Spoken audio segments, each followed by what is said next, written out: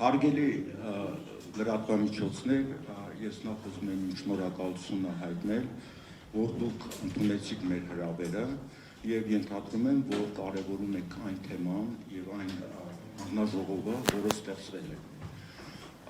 Մենք սկզբից փորձենք հասկանալ, թե հիմա մենք ինչ երկրում ենք ապրում։ Ցավոք սրտի, մենք հիմա ապրում ենք մի երկրում,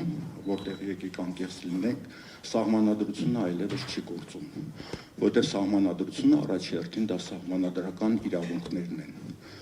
Մենք ինչ ենք տեսնում։ Երկրի փաստացի ղեկավարը, վարչապետը որոշում է, թե ով պետք է լինի կաթողիկոս, այսինքն խղճազատությունը չի գործում։ Փաստացի վարչապետը հրապարակային հայտարարում է, որ տարբեր մարդիկ պետք է ունեզրկվեն եւ նրանց ունեցվածքը համարում է անօրինական, այսինքն Հայաստանում չի գործում սեփականության անձեռնխելության իրավունքը։ Գործող վարչապետը հայտարարում է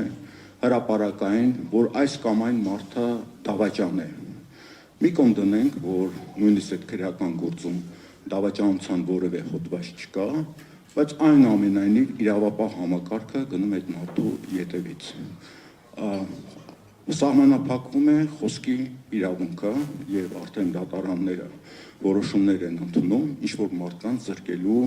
հանրային կյանքին մասնակցելուց։ Ես այս իրավունքների խախտումները կարող եմ երկար շարունակել։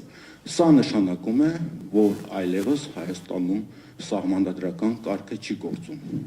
Դրան գումարած այս ընտրությունները սահմանադրական դատարանի քննությունների ժամանակ դուք լսեցիք, որ բազմաթիվ հարցեր կան։ Մի ամբողջ ֆրակցիա ուղղակի հենց այնպես դուրս է թողնվում խորհրդարանից եւ նաեւ օրենք են ընդունում, որտեղ սահմանափակում են ընտրողների իրավունքները, այսինքն իրենք որոշում են, ով մի տարվա մեջ այսքան ժամանակ Հայաստանում չի եղել, նա արդեն իրավունքներից զրկվում է ընտրելու։ Գործող վարչապետը հայտարարում է, որ ով իրավունք ունի մասնակցել ընտրություններին, ով ոչ, եւ ընդդիմությանը համարում է քրեավոր օլիգարխիայի ներկայացուցիչներ։ Ավելին, այն ընտրողները, որոնք ձայն են տվել ընդդիմությանը, նա հայտարարում է նրանց օրենքից դուրս, ասելով, որ նրանք իրենց ձայնը տվել են կաշառքով։ Հետո հաջորդ փուլում մեղմում է, ասում են ընդամենը 70%-ն են, որտեղ ենթադրում եմ, եթե ինչ-որ մարդիկ իրեն դատի տան, ասի դու այն 30%-ի մեջ ես մտնում։ Այսինքն նույնիսկ ընտրությունների հետ կապված կան խնդիրներ։ Եվ այս գործող իշխանությունը, ունենալով լեգիտիմության լուրջ խնդիր եւ հասկանալով, որ սահմանադրական կարգը Հայաստանում այլևս չի գործում,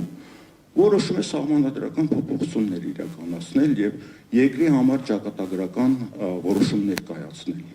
Ակնհայտ է, որ այս դե ֆակտո իշխանությունը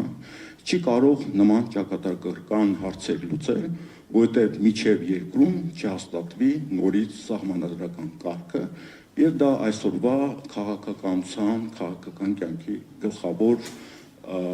խնդիրն է, որը պետք է ընդդիմությունը կամ քաղաքական ուժերը իրականացնեն։ Հիմա անցնենք մեր հանձնաժողովին։ Ես հիմա խոսքը կփոխանցեմ Հայաստանի առաջին մարդու իրավունքների պաշտպան